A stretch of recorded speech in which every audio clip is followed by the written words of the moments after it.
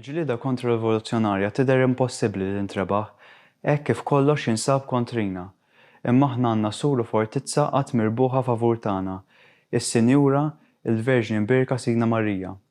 Fil-bidu tas-seklu 18 kellek Qaddis li mhux biex ra l-mewġ rivoluzzjonarju li kien ġej, iżda ħabbar li wara dan kollu qatt jirbaħ dak li hu sejjaħlu ir-Renju ta' Marija. X'inhu dan ir-Renju?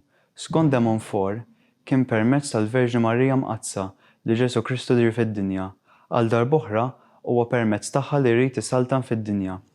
Skont dan il-Qaddis, din is-saltna ta' Marija mhix l-aħħar tad-dinja, imma se jkun perjodu ta' paċi għall-Knisja u l-popli fejn il-liġi ta' Kristu tkun suprema.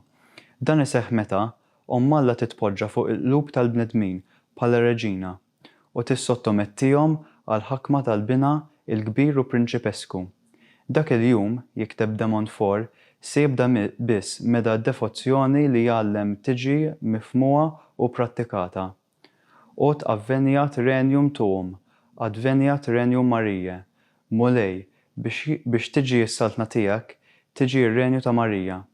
Dan se jkun perjodu ta' fidi u għaddisin li qatt ma rajna bħalu. Kollox jindika li l-profeżiji ta' Fatima jieħdu din it-tip ta' direzzjoni, meta l-perjodu ta' taqlib li jibdew mill-iżballi tar-Rivoluzzjoni Russa jifirxu l-iżballi li jkunu ħakmu dak il-pajjiż, jiġifieri l-komuniżmu.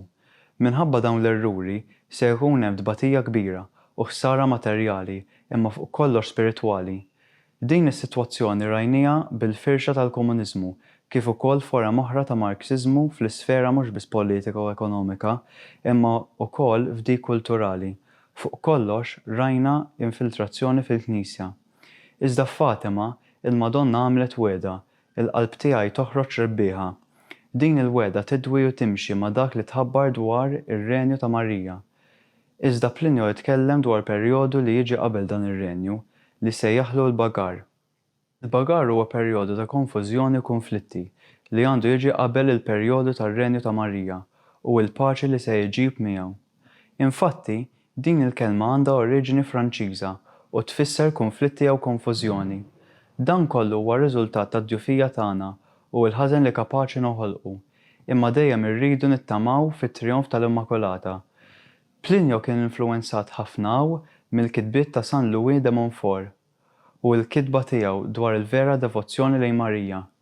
Jidher li Plinio bħal San George Preka kien influwenzat ukoll minn dak li kien jgħid San Vincenz Ferreri, speċjalment dwar il-konfużjonijiet li kienu se jidhru fl-aħħar żminijiet. Għalhekk, wieħed jista' jgħid li l-Bagar se tkun il-quċċata tal-Revoluzzjoni, fejn il-qofol ta' dan tkun ir-Revoluzzjoni fil-Knisja Kattolika. Id-dinja tinfena b'konflitti politiċi, kulturali, katastrofi naturali u effetti oħra, hekk kif ereżiju ta' ħwid igerxu u jikkonfondu l-Knisja u l-Istat.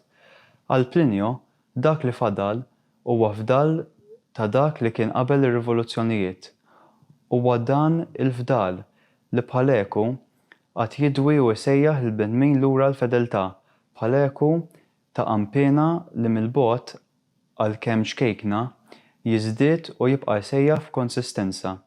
L-rivoluzzjoni hija xi ħaġa li taffettwa l-fidi, il-Madonna stess sejħitilha r-rur.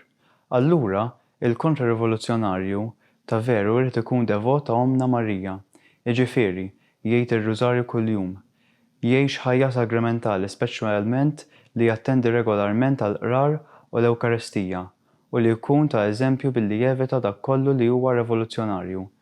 Bħal kruċjati ta' qabel, il-kontra-rivoluzzjonarju huwa gwerrier ta' qalb ta' Ġesu, iżda wkoll ta' Marija Santissima, Omm il-kontra-rivoluzzjoni.